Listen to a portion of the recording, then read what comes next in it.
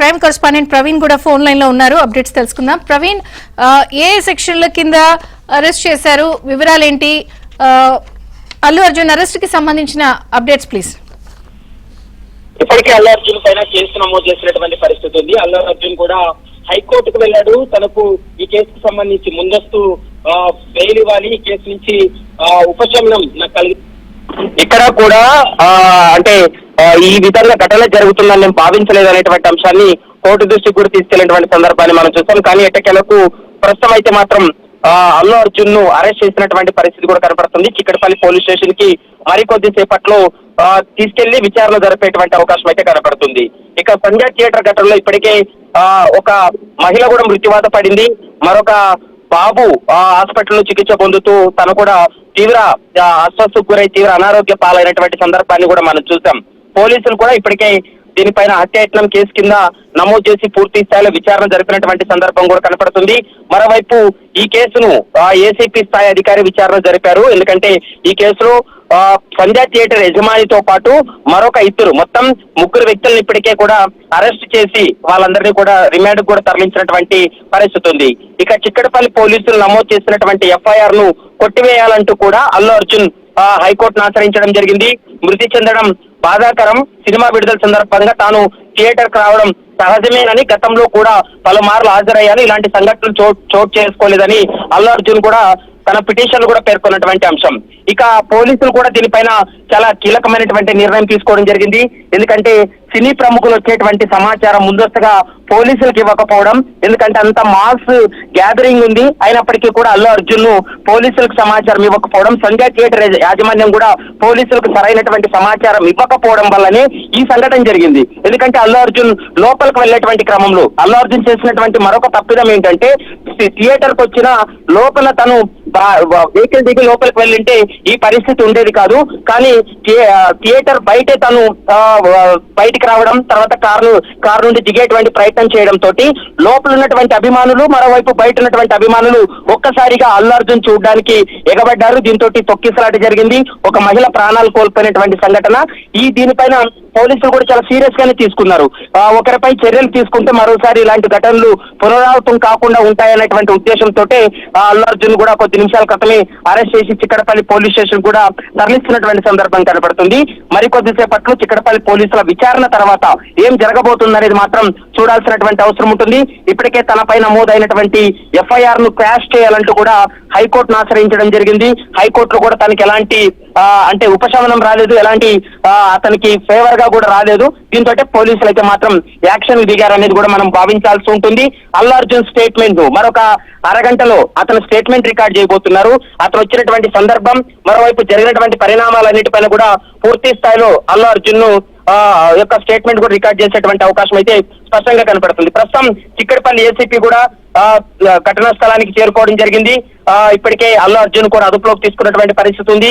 ఎందుకంటే ఈ తొక్కిసలాట్లో రేవతి అనేటువంటి మహిళ చనిపోవడంతో పాటు మరొక బాలుడి యొక్క ఆరోగ్యం పరిస్థితి విషమంగా ఉన్నటువంటి పరిస్థితులకు దారి తీసింది. కాబట్టి దాని ఆధారంగా చేసుకుని పోలీసులు కూడా పూర్తి స్థాయిలో దర్యాప్తు కొనసాగిస్తున్నారు. ముఖ్యంగా పుష్ప 2 సినిమా బెనిఫిట్ షో సందర్భంగా జరిగినటువంటి ఈ యొక్క ఏమంటారు దీనికి సంబంధించి అంటే ఈ పరిణామాలతోటే పోలీసులు కూడా ఈ యాక్షన్ దిగారని చెప్పాలి. ఇంకొక కీలక నిర్ణయం తీసుకుంది రాష్ట్ర ప్రభుత్వం.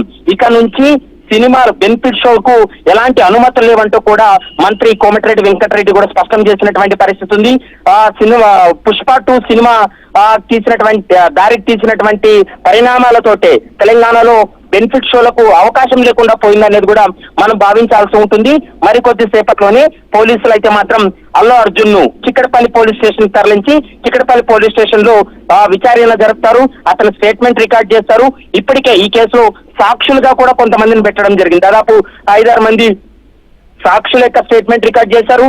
ఇందులో బాధ్యులైనటువంటి ఎవరైతే ఈ కేసు ఈ వ్యవహారంలో బాధ్యులైనటువంటి ముగ్గురు వ్యక్తులను కూడా అరెస్ట్ చేసి వారందరినీ కూడా జ్యుడిషియల్ రిమాండ్ కూడా తరలించడం జరిగింది. మరి అల్లు అర్జున్ వ్యవహారంలో ఏం చేయబోతున్నారు అంటే అల్లు అర్జున్ సంబంధించి అతన్ని కూడా కొంతమంది అరెస్ట్ కాదు, కేవలం విచారణకే పిలిచారని అంటున్నారు. ఏది కరెక్ట్? అయితే ఇప్పుడు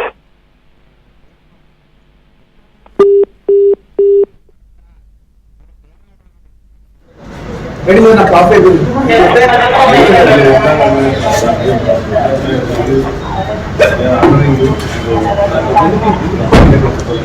సార్ మీరు ఏం ఆర్డర్ చేసి ఏం ఆర్డర్ చేయలేదు ఎందుకంటే అర్థం మార్చుకుంటారు మనిషి పంపించమంటే సార్ నాకు తీసుకెళ్తాం తప్పలేదు చేయటం తప్పలేదు కాదు ఇదంతా తప్పలేదు ఈ బెడ్రూమ్ బయటకు వచ్చి బెడ్రూమ్ నుంచి వెళ్ళిపోవడం తీసుకొని స్కూల్ నుంచి వాళ్ళని చేశారు అది ఇది మీకు తప్పకుండా చెప్తున్నా మంచి విషయం కాదు